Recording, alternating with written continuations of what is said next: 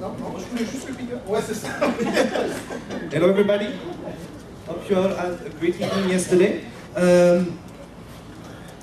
As you can see today, it's our scientific session, so it will be an opportunity for us to show you what we are expert in, what we're doing, and the goal is really to be as practical as possible for you guys. So feel free to ask questions.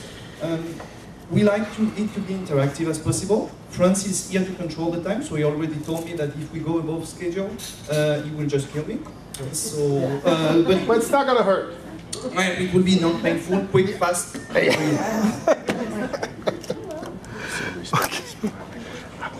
And today, what is important is we're just going to give you a quick outline on the topics we're going to discuss.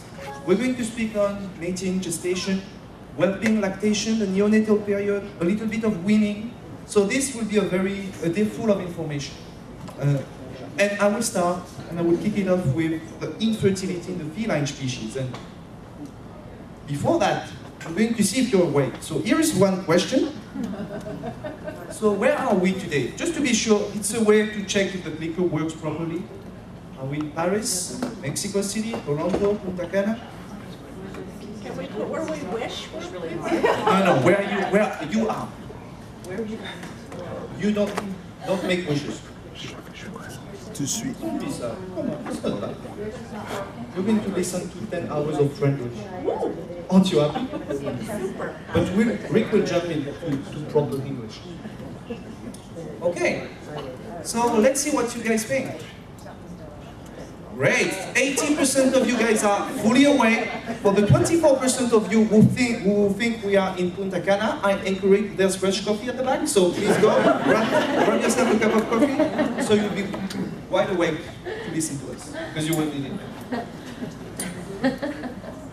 So as I said, I'm going to touch on feline infertility, and to give you a little bit of understanding about how weird this topic can be for normal people, I'm going to tell you to go back in time a little bit. This is where I grew up.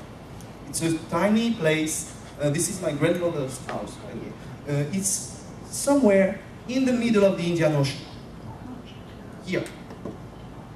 And why am I showing you these pictures? Because when I grew up, my grandmother, she loved cats. She had lots of cats. Many, well, for sure not purebred cats, but imagine, I grew up surrounded by cats. Typically, this is what the house looked like. And in fact, it was kind of interesting because imagine growing up in a tropical island in the middle of the Indian Ocean in the beginning of the 80s. Birth control in cats, nearly non-existent. Typically, when I was thinking about fertility in cats, or even infertility, well, I had this in mind. I'm sure you're familiar with this graph, where on the first year you have 12 cats, and 8 years after, if nothing happens, you can end up with 2 million something cats. So then you can wonder, okay, why are we touching on infertility in cats? Because when you look at this graph, and when we speak to people on the road, we'll tell you, cats are not infertile. Come on, you put them together, you will have lots of kittens. Very easy. Just like rabbits. Just like rabbits, indeed. That's a perception normal people have. Normal people, I shouldn't say that. Private owners. Everyday people. Everyday people, thank you, Sabine. Sabine is always of a great help to help me fix my English mistakes. Non-breeders. What? Non-breeders. Non-breed, oh, thank you, Justin. It's good we have the German way and the South African way. But to tell the truth, we can really wonder, are cats infertile? Why should we focus on infertility in cats when you have such numbers?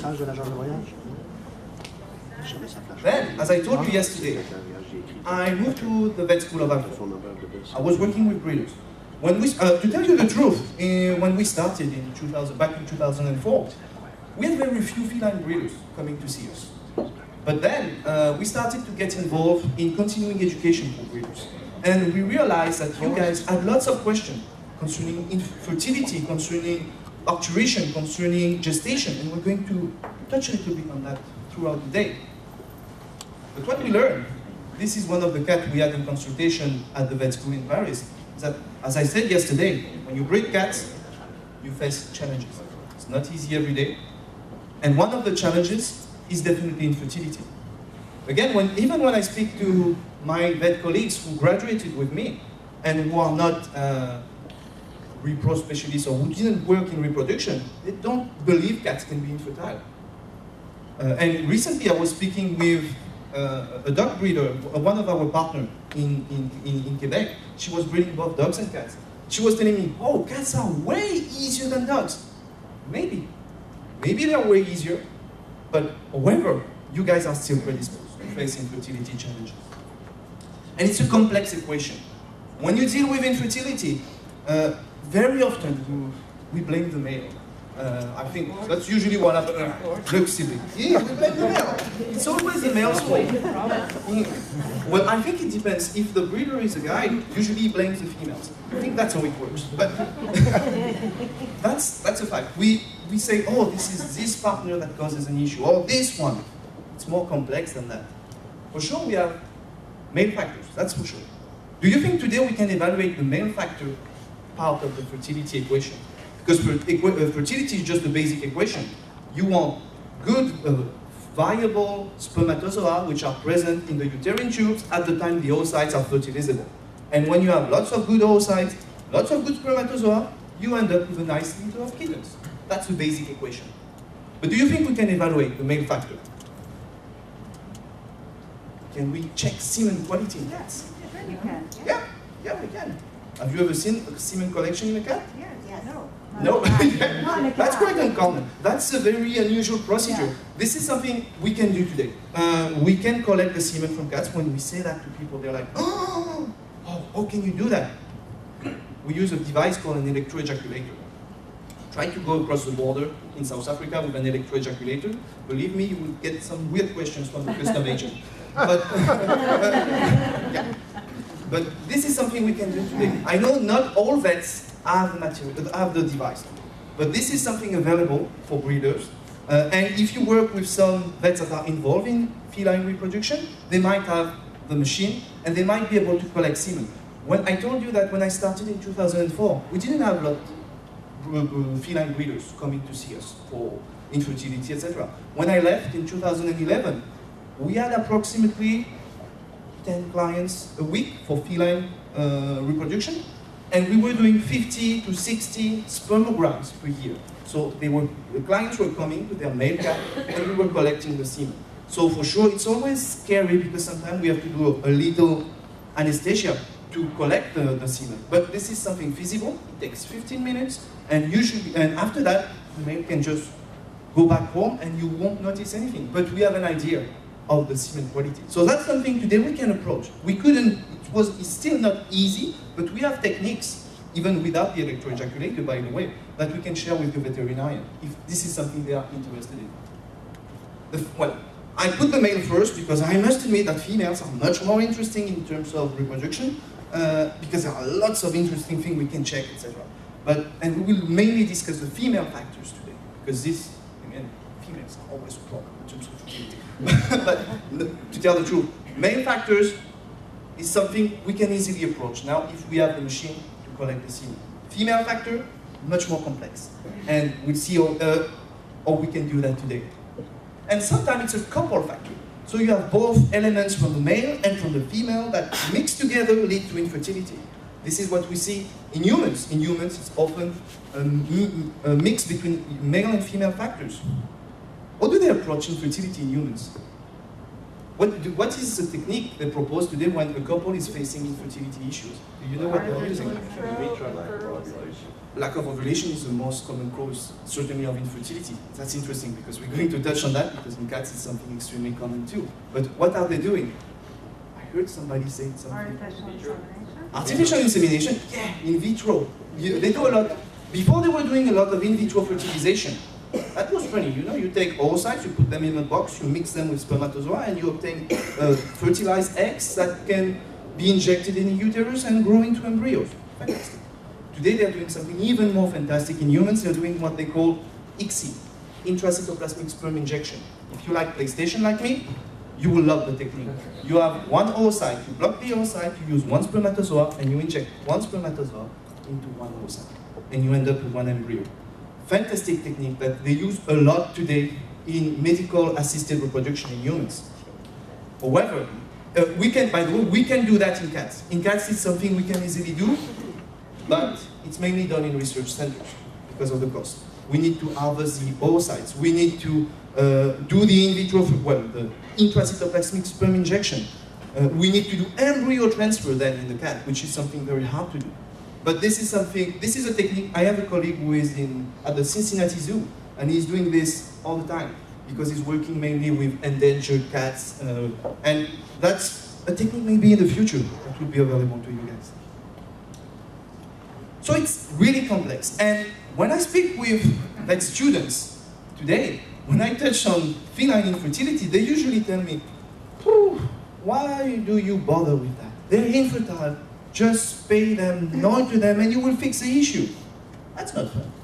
I mean, well, not fun. I'm always telling people, you guys are in charge of your genetic selection program. I cannot tell you, oh, you should breed this cat with this male. That would be fantastic. You will have beautiful kittens. I find all of them are cute. So don't trust me to tell you which cat you should breed with the other. However, if you think this cat is valuable for breeding, there are things we can do to help today. Infertility can be solved in certain cases. There are things, very basic things you guys can do, even in your country, even before seeing the veterinarian, that can help improving the fertility. So the goal of today is really to give you 10 things you can focus on in your country or in partnership with your veterinarian to try to optimize this fertility. Because today this is something that can be done. And when I started in 2004, again, we didn't know much about feline infertility. We really learned a lot during the last years, and we know better how to approach the fertility problem today. So the first thing you need to focus on when breeding cats is focus on the body weight condition. Do you know why I'm putting this here? Any idea? Nobody says it's because you work for Royal Canin? That has nothing to do with Royal Canin, by the way. Today it's important to focus on that, because if I took this on the blog, because I couldn't find the original article, but feline obesity is something we face more and more in non-breeding situations with private owners. And the recent study showed that approximately 55% of the cats they see in consultation in the US are overweight. They're overweight, and because of that, this has an impact on fertility. This is fat tissue. When the cat is overweight, they accumulate extra energy, they store it into fat. And this fat, usually when we think about fat, we say, oh, fat is energy reserve. It's just here as an energy reserve. It's much more than that. Fat is an endocrine tissue. It secretes hormones, sex hormone, estrogens, progesterone, testosterone. One which is very interesting, which is called leptin. Leptin is an hormone secreted by the fat tissue that we think play an important role in initiating puberty. Maybe you heard very often that a queen should reach puberty when she reaches 80 to 85% of her adult body weight. This is related to the fat tissue, because the leptin that is secreted will interact with the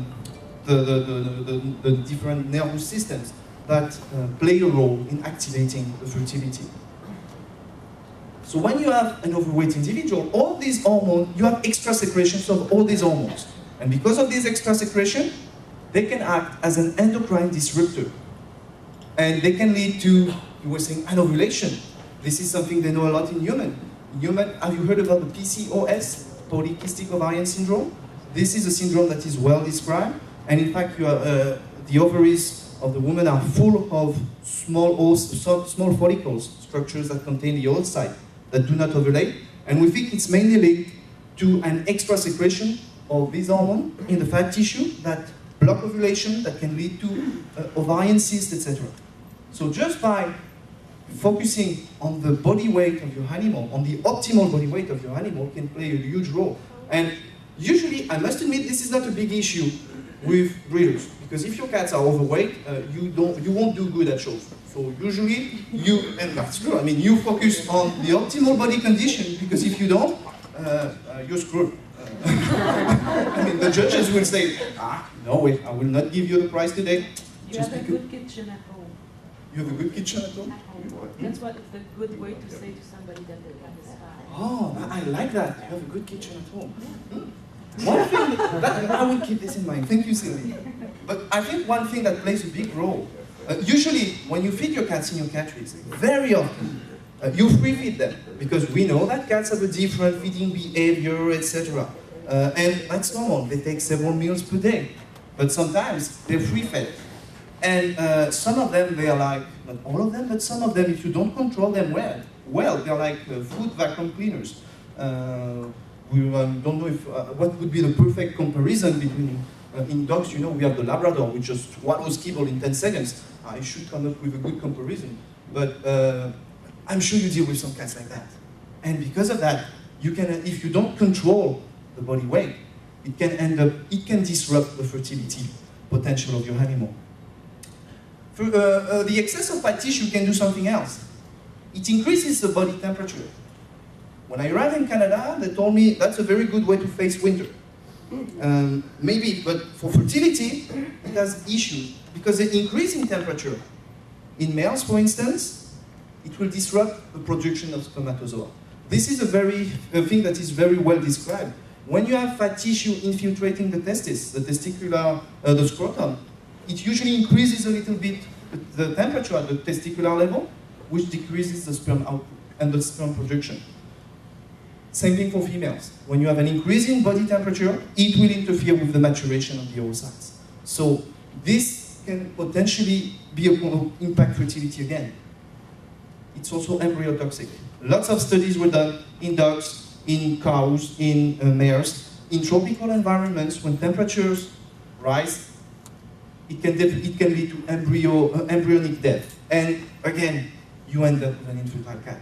So these are things you guys can control at home just by focusing on the optimal body weight of your animal. And this is a basic recommendation, and I'm sure you're all aware of it. I just wanted to take this opportunity to remind it to you, because this is really key. I'm sure you're familiar with these scales that are used in veterinary medicine. You know, we say, oh, this cat is emaciated, this one is thin, just based on the profiles of the animals. These ones are overweight, these ones are obese. This is the one you want to breed. This is the one you would like to have the perfect, the optimal body condition, because that's the best way to promote fertility. And we'll see that it's much more than that, because it plays a huge role as well in parturition. And then, you need to choose the partners wisely. So again, you're the best person to decide we should breed this cat with this queen, because this will give us fantastic kittens that will help us to improve the breed. But sometimes, I'm sure for those of you who are in North America, I'm sure you're familiar with the Sprite commercial. This is a man who loves a woman who is not interested at all or something, and the guy ends up drinking Sprite. You don't watch basket, you don't know this one. But same thing in cats. I mean, if you look at the picture, they don't seem really interested in mating, apparently. And that's something very common. We have cats with poor libidos. We have Persian breeders here, right? Yeah. In Persian are, again, the perfect example. Some males, sometimes, they just look at the female and they're like, really? Or the female look at the male and, oh, no way. So, this is something we see a lot in Persian. Again, not all Persians are like that. I spoke with certain breeders. They were telling me, wow, I have a male, he's like a Siamese cat. He wants to breed all queens that are around. But this is something quite common, unfortunately, in certain breeds. You have to deal with some individuals that are not interested at all with their partners. Some of them have preferences. Sometimes you will show them a male, they will say no way, and you will show them another male, maybe they will get interested. Past breeding experiences play a huge role, but we're going to touch on that. And there's something I call the old couple syndrome. Have you ever heard of that? I think I should put a copyright on this one. But this is something that happens quite often. Many breeders told me that sometimes, you know, they had a male and a female, they both at the same time, they were raised together, they lived together all their life, and when it was time to breed them, they were not interested at all. They were just like, oh, no, nothing to do with that. And that's something we see very often. And in cats, if they don't want to breed today, you're kind of stuck because there are not many options. So one thing that can help. And I spoke with a breeder lately. She did that and it worked well. They separated the animals. So they take the male, they cast him away for a few weeks, and then they brought the male back. So he saw the female, she was in it. He said, oh, interesting, because he hadn't seen the female for a while, and he started to make the female, and they ended up having kittens. So it's not going to work all the time, but that's a very simple thing you can use in your cattery when you face this eventually old couple syndrome, because this is definitely not uncommon in catteries, especially when the kittens were raised together. But let's focus on the past breeding experiences, because this is also something you guys can fix. Be aware that the absence of breeding is the #1 cause of infertility today, guys. #1. And I think that's important for you to know, because if you come to see a veterinarian in North America, in South America, in France, and you say, I have an issue, my queen is infertile, I can start hundreds of thousands, maybe not, but thousands of dollars testings to try to find out what causes the infertility. The first question I will ask you is, did you see the breeding? Did they breed?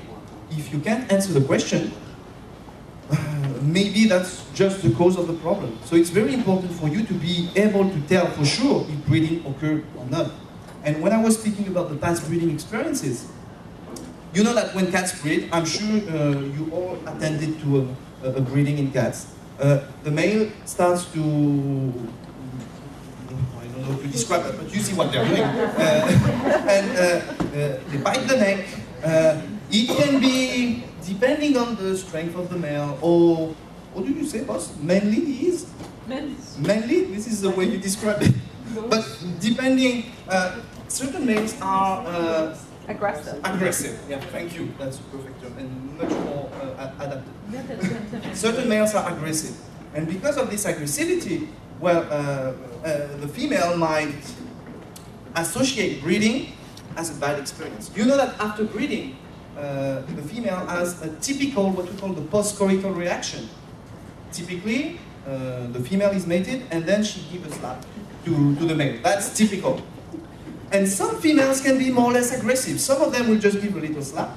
Some of them will just chase the male in the room and try to kill it. That happens. Very aggressive females do this.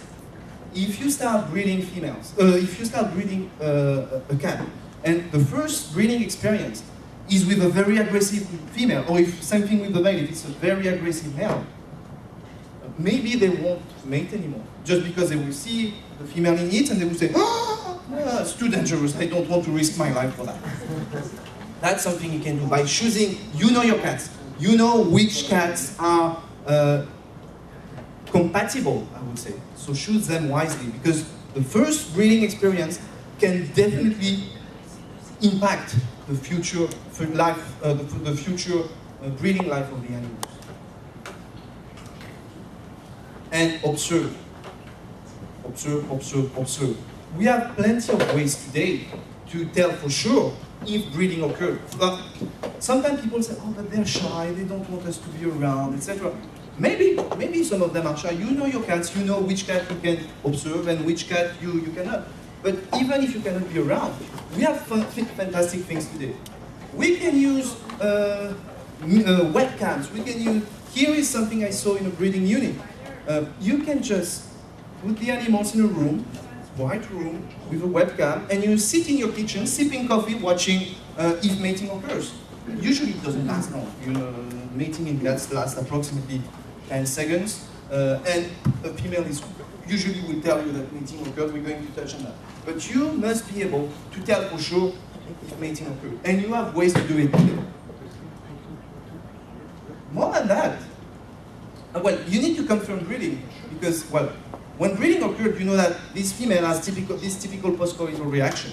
Some of them will have this aggressive reaction. They will start rolling on the ground. They will start meowing. They are usually a very typical meowing when mating occurs. It's like something horrible you will never forget, usually. And they will start licking the genital areas. This is typical. When you observe those signs, you know that mating occurred. And you must be able to see that. this is the information you need to C'est give trop to your long, je peux pas te laisser veterinarian. pour l'autre long, ça va être Because again, remember, the first cause of infertility is absence of breeding. On a un break avant lui. It's important because you know that cats are induced ovulators. So mating will lead to induction of ovulation. If the cat is not mated, usually she doesn't ovulate. But by the way, keep in mind that today we consider that 30% of cats, of the queens, are spontaneous ovulators. So some of them can ovulate even if they were not mated. Sometimes I wonder if it's maybe they rub themselves on the carpet or whatever, but it's something possible that you deal with spontaneous ovulations. Not common, but this might be something you will see. So they're induced ovulators. But there's something more than just being induced ovulators. As I said, when breeding occurred, we have mechanical receptors in the vagina. So when you know that the male on the penis, they have penile spines, and those spines will, in fact, when they are in contact with the mucosa of the vagina, they will lead to secretion of LH, which is a hormone secreted in the brain that will trigger ovulation. But in fact, you need a certain amount of LH to induce ovulation. So for instance, if you have one mating, you see, to induce ovulation, you need to reach this threshold. One single mating induces ovulation in only 50% of the queens. And that's critical because, in fact, you need to observe matings, you need to observe the breedings, but you need to observe several of them, at least 3 of them. Because if we have at least 3 of them, we will reach the threshold of LH secretion. And then, typically, we will have ovulation 24 to 30 hours after. The number is also important because, again, if the female is very aggressive, maybe the male will not want to breed this female anymore. And that can lead to infertility because there were not enough breedings to induce ovulation. And this is not uncommon. So more than observing mating, you need to observe at least 3 of them.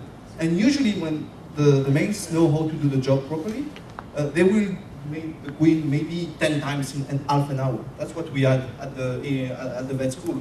We were taking movies of the queens during mating because we wanted to show the students how it looked like. And we had one male, every 10 seconds, boom, boom, boom, boom, boom.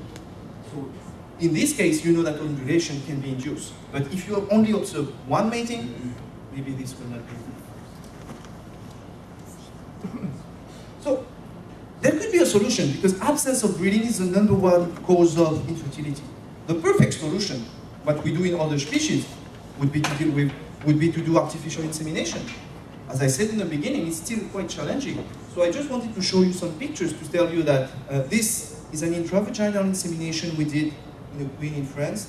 You see that we can do exactly like in dogs. We can raise the hind legs to help the semen flows down to the uterus. We can also do intrauterine insemination. Today, recently, I was in Wisconsin, and in Wisconsin, they presented us a new technique, a new endoscopic technique to inseminate in the uterus queens, which might become more and more common in the future, I hope. Artificial insemination is not something that is proposed today in routine in veterinary clinics, that's for sure. But this is a tool several teams are working on, and that might become available in the future for you guys. I know that when I speak to breeders, we have usually two groups of breeders. Some of them are, wow, that would be fantastic, and the others are, oh, it's against nature, we shouldn't do that. Keep in mind, artificial insemination is a tool. And in all species where they had access to this, they increased the potential, the number of genetic options they had. Think about it. If you can use artificial insemination, maybe tomorrow you could collect semen from a male in Europe, ship it to North America, and use it. Usually when you breed cats, the typical setting is you breed your own cats in your own cattery because you're afraid of infectious diseases, which makes sense because it's terrible when infectious diseases strike in your facility. Or you breed with good friends because you trust them, because you're sure that they don't have infectious disease they will give to you. And artificial insemination could be a good way to face that. It's not available yet. Yes? Right now, about what is the cost I like this question. Prices are free in veterinary medicine. I have the perfect answer for that. So it depends on your vet. You cannot compare the cost we were giving because we were a university. So we were in Europe. I should add in Europe. So we were really cheap, but really cheap. I can't give you prices because it really depends on the veterinarian. Again, this is something today not many vets are doing. But I hope it will become more and more common, especially with the new endoscopic technique they presented last fall. So that will, I think, be the next revolution in feline breeding. Other thing, breed cats at the optimal time. And for that, I'm going to ask you a little clicker question. So tell me, when the queen starts her season, when do you start breeding her? And there's no perfect answer. It's just a way to see what you guys are doing in your different countries. Do you start breeding them as soon as season starts? 1-2 days after the beginning of the season? 3 or plus days after? Or they are always with the male, so we don't care. Breeding occurs whenever it should occur.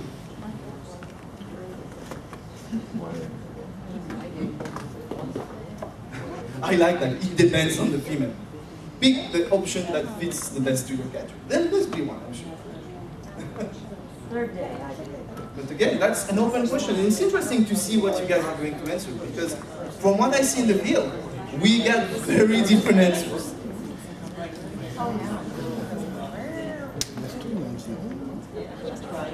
Okay, we're going to see what the 26 people that were quick enough to, 27 who were quick enough to answer, said. Yeah. 28. So, you see, interesting. Some of you, it's a way to show you that we have many different ways to approach breeding, and the breeding protocols are very different from one country to the other. And nothing's wrong with that. But I just wanted to show you something concerning follicular growth. You know that in dogs we can do timing of ovulation. We can check the progesterone to determine when ovulation occurs. In cats, we don't do that. You're here to tell me that there's something wrong. Okay. No, it's okay, I fixed this. In this study here, they did ovarian ultrasounds on the queens during their season. And they evaluate the increase in diameter, the growth of the follicles.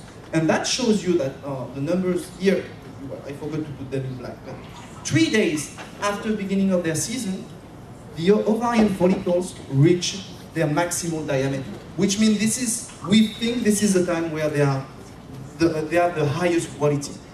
So usually, if you start inducing, you see that after the 3 days, the size of the follicle starts to decrease.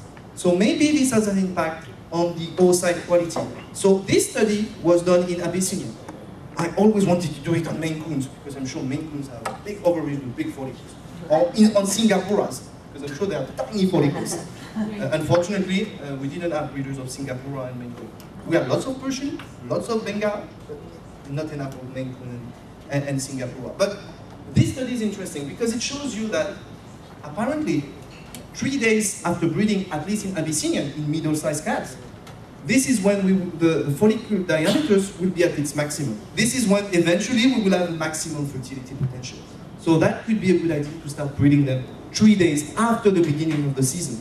And again, I hope in the future we will have the data on the different breeds, because I would love to do an ovarian ultrasound on Maine Coons. What do you think? You just agree? Sure. Call us. Oh, I have to ask Stefan if he wants to buy me an ultrasound machine. Oh, he says yes. The other thing you need to do, and we spoke a little bit on non-ovulation. This is something, if the queen has an history of infertility and you observe the matings and everything went fine apparently, in surface, you need to confirm ovulation, because an ovulation is also a cause of infertility. If you breed the queen and she does not ovulate, don't expect kittens. That's a rule. This can occur in terms of when the absence of breeding or not enough breedings. Because of the transport, sometimes stress has a big impact on fertility. The common rule is to bring the female to the male, because the male plays at home. That's what I will say. But again, when you do that, I'm sure you observed it. You put the female in the kennel, in the carrier. You bring the female to the male, and she stops her season. And then you're like, ha, she's infertile. Yeah, but she was not in season just because of the stress. So what we recommend a lot today to breeders is that maybe it's good to bring the female before she starts her season at the male's place if possible. So she starts to be in season at the male's place. They are mated, and then it's just a matter of pipes. Fertilization occurs, and she can be back. She will be back, and this will improve eventually fertility. Stress is also extremely important. Keep in mind that high stress level lead to secretion of cortisol. Cortisol inhibits the reproductive function. So you know that the more cats live together, the higher the stress levels can be. You know your cats, you know which one are more stressed than the other. You need to be able to control stress. In cats, controlling stress is something essential. I have a question about that. Are you talking about bringing outside females into your cattery or from one side of your house to the other? To another country. Yeah, well, same thing. I mean, if you bring them from one side of the country to the other and they are highly stressed, same thing can occur. But if they are at home, usually they have the good sense, well, they know the sense, etc., so they're more familiar with the environment. We can do progesterone assays in cats. That's not something difficult to do today.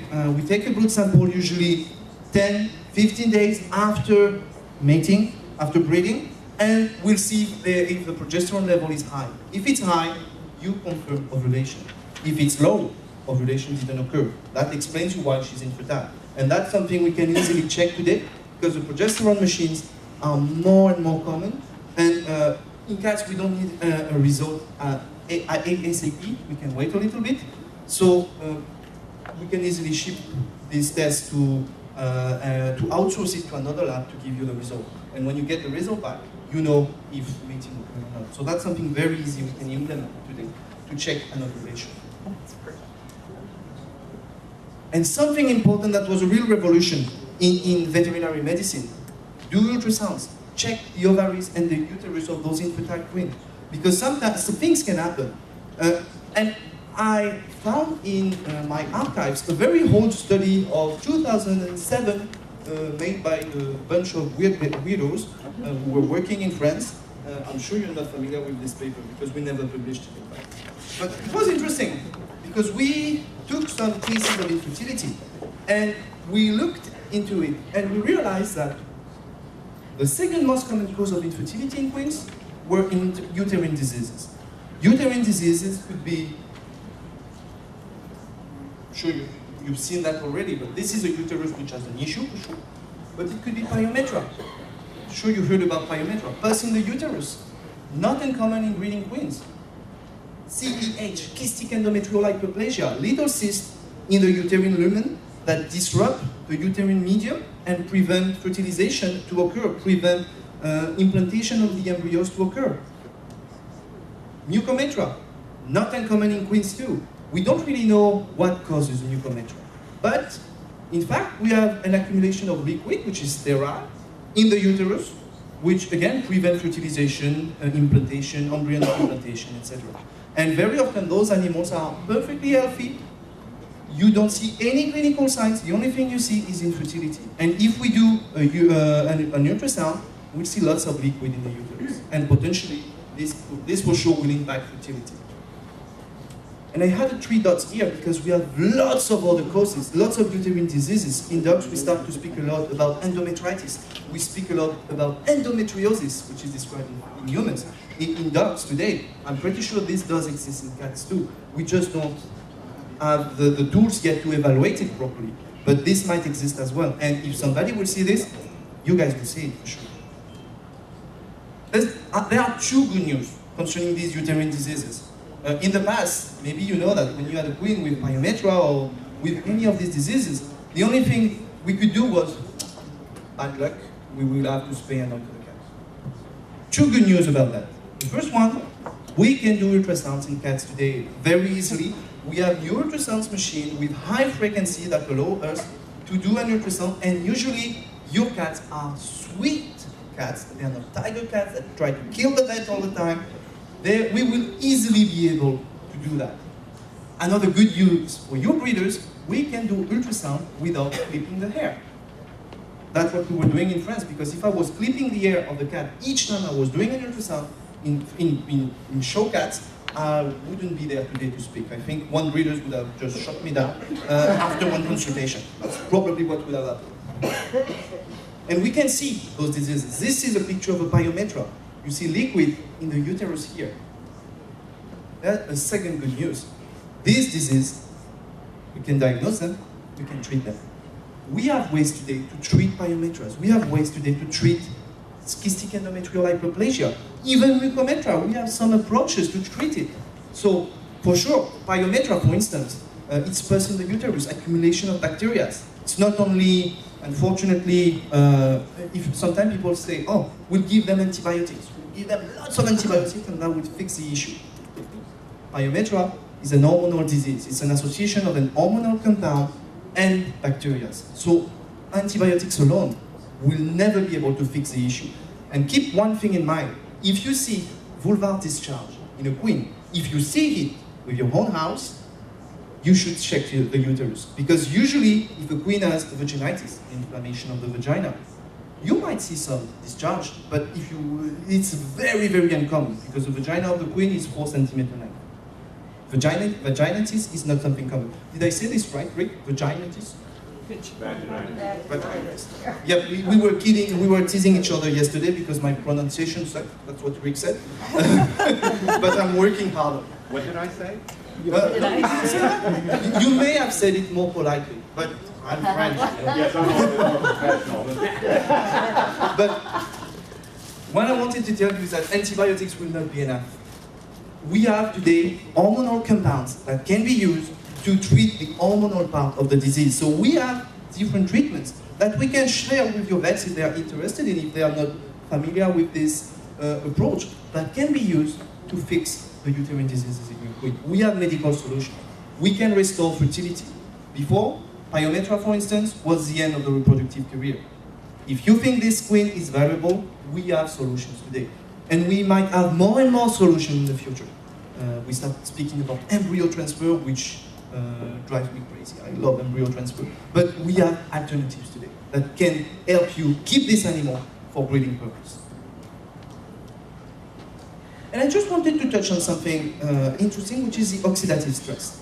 Each time an animal is pregnant, we know that pregnancy leads to production of molecules we call free radicals that can impact, in fact, somehow the shape and can impact the health of the uterus. It can create lesions inside. And we know that, at least in dogs, pregnancy is associated with higher levels of oxidative stress that can impact the fertility. In many other species, you have several publications that show that antioxidants, which are what we use to face oxidative stress, can potentially help not to fix the issue, but at least to prevent it. So today we have ways as well to give your cats those antioxidant supplements. It's not going to do miracles. I wish we would have a miracle product that will fix all the fertility issues, but it could help kind of putting the uterus in the perfect state to optimize fertility. And today we have nutritional solutions that contain those antioxidants. And if there is an history of infertility, always ask for pregnancy diagnosis, because this is what you want to see. You want to see approximately, in queens it's very easy, you can do it 2-3 weeks after mating. We'll see a small vesicle with a little embryo here. Typically we see the heartbeat, even at this early stage. And this shows you that pregnancy started, something started. And what we don't want to see is that. This is an embryonic resorption. When you see that, you know that pregnancy started, fertilization occurred, but something something blocked the full development of this embryo. For sure, one embryonic resorption can occur from time to time. But if you start seeing 3, 4, 5 in the same queen, there might be an issue. There's something wrong, and maybe we should investigate a little bit more.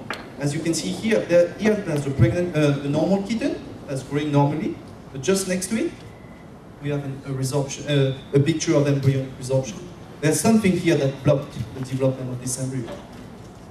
Could be genetics. Some genetic causes, well, nature is well done. Usually when you have an animal that has genetic material that don't make it viable, it will die in utero. So you will not see kittens in the end.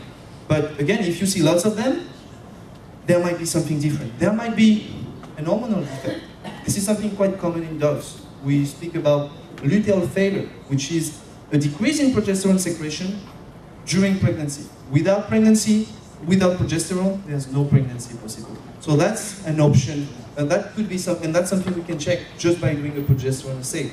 If the progesterone is low, we can suspect this disease, and again, we have medical alternatives that we can provide to you guys today. And it could be infectious.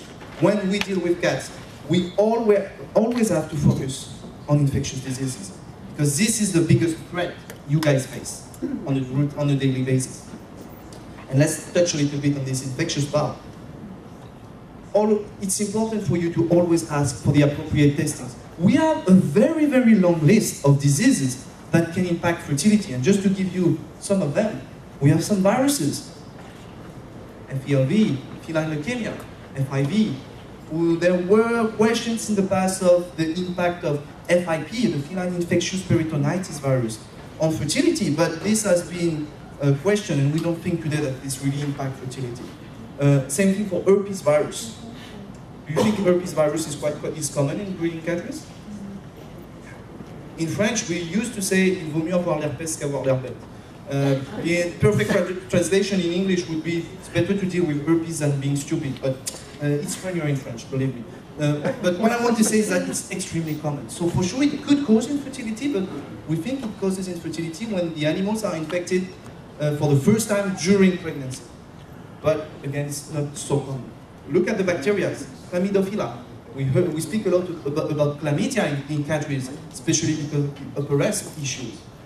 Mycoplasma, Leptospira, Coxiella burnetii. I love this one because this is a pathogen that is causing Q fever in humans that can induce abortion, etc. And that is airborne. So eventually it can contaminate your cats as well. It has been described in cats.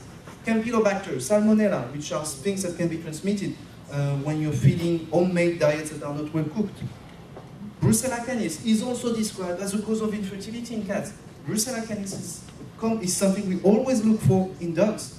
And recently I found out that it was also described in cats, and Brucella canis is not uncommon in the US. I had a long discussion with Rick about that. It's a bacteria that will in fact impact the fertility, and typically it will develop in the testicles, in the vagina, and it will lead to embryonic resorption, abortion, infertility, neonatal mortality. It's not common in cats, but it is described, and there were lots of cases of Brucella canis in the US. So that's always something to keep in mind, and some of my colleagues recommend to test it in infertile cats. We have some parasites. Toxoplasma, Trichomonas species. This one is very trendy, but I won't say too much about it because my dear friend will speak a lot about this one this afternoon. This has been questioned as a cause of infertility in cats. We cannot cover all of them because I'm already out of time, but we'll just focus on one of them, the feline leukemia virus. And there's a basic recommendation. Each time you suspect an infectious disease in cats, always check for feline leukemia. I know that you guys always screen your cats before they enter the cattery. And if you don't, I recommend you to do it because this is the key test to do before bringing a cat inside the cattery. But each time you deal with infertility, double check feline leukemia. Why? Because a few years ago we had this case. It was the breeder came and we saw embryonic resorption. We were seeing there were infertility issues. And we said, he told us it cannot be a feline leukemia. I screen all my cats before they enter the cattery. It cannot be. We will double check because this is the thing you don't want to have in your cattery. Came back positive. And how did it get it? Because if you don't have it in your cattery, you can't catch it. Keep in mind that... Répète la question, s'il te plaît. Oh, sorry. The question is, how do we get it in the cattery if we didn't have it before? Am I correct? That's the question. Unfortunately, all the tests we're doing are biological tests, which means that you always have a small margin of error where you can deal with a false negative, which is really uncommon when it comes to feline leukemia. But you'll never know, maybe they had contacts with outdoor cats. Even if you take all the precautions, always hard to say what happened. And it's always better to double check. Because if we ruled it out, that's great. We know that we can focus on something different. If it comes back positive, the approach is totally different. When I said that to the breeder on the phone, I said, we found out it was feline leukemia. I said, hello, hello. He was not speaking anymore. I think he collapsed or something like that, because it's a big issue in a country, and you know that. And it's contagious. It's contagious. When you deal with feline leukemia, all the cats that are affected, typically you need to spay and neuter them. For this person, it might have been the end of his breeding country, because all the cats were living together. So it's always better to double check, because you want to be sure it's not feline leukemia. And a cat won't test positive if they've been repeatedly vaccinated for it?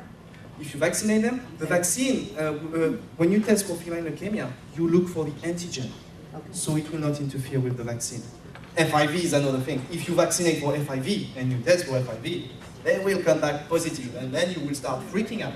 I know some of them you did. Yeah. Very often, this is some question we have. I tested the cats are positive for FIV. It's because they were vaccinated for FIV.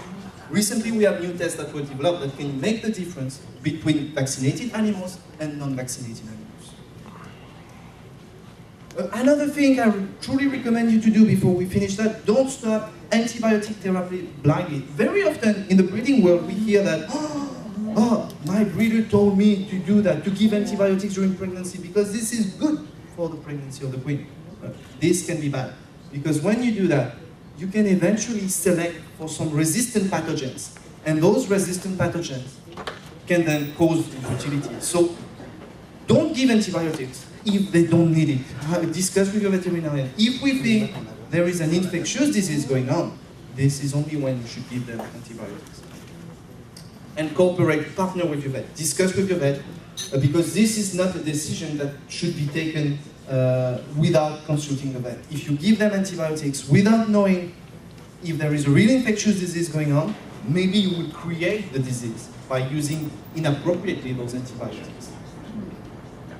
And the last thing, I will go quickly on that, because we're going to spend some time this afternoon discussing that.